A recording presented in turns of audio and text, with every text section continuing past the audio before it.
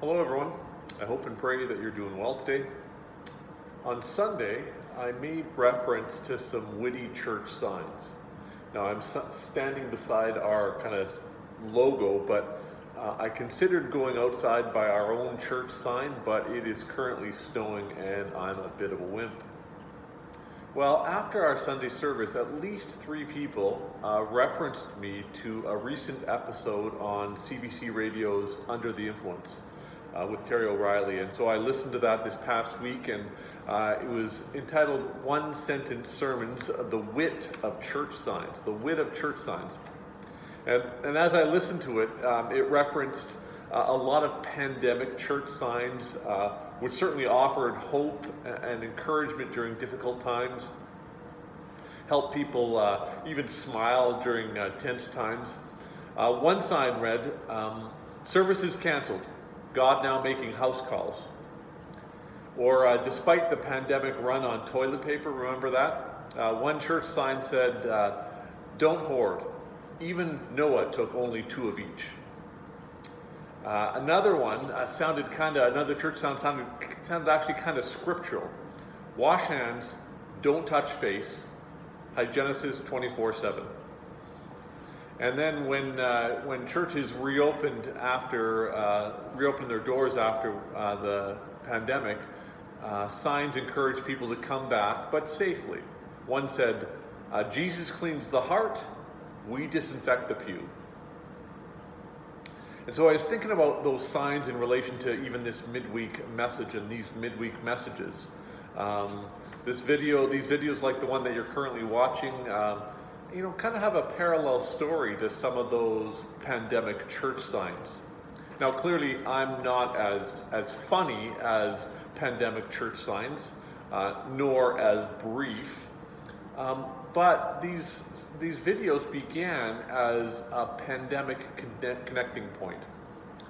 And one thing that I noticed is that people that were already connected with church, with our church in particular, who worshiped regularly before the pandemic, who had kind of an understanding of the biblical story, they found these shorter midweek messages helpful.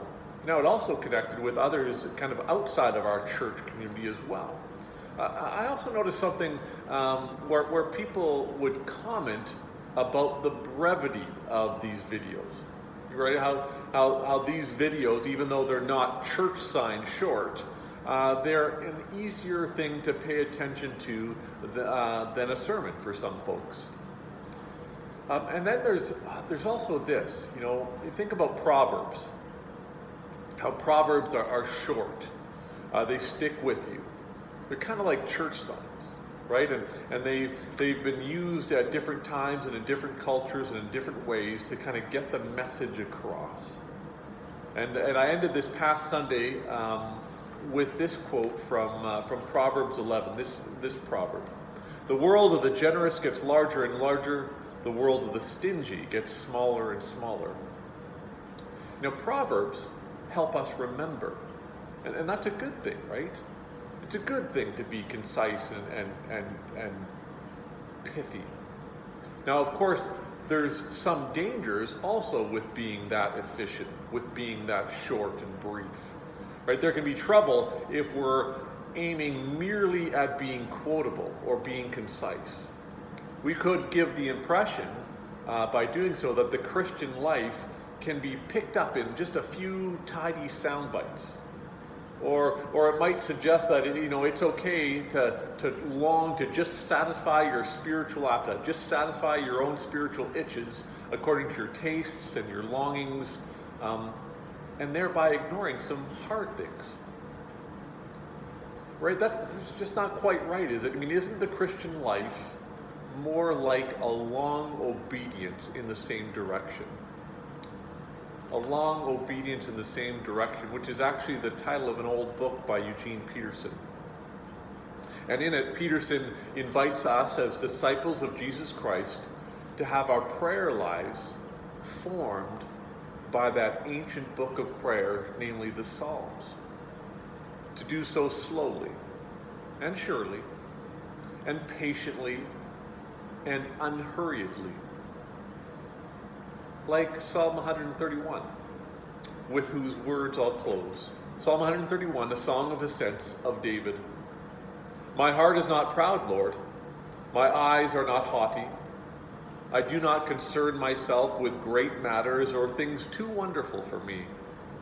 But I have been calmed and quieted myself. I am like a weaned child with its mother.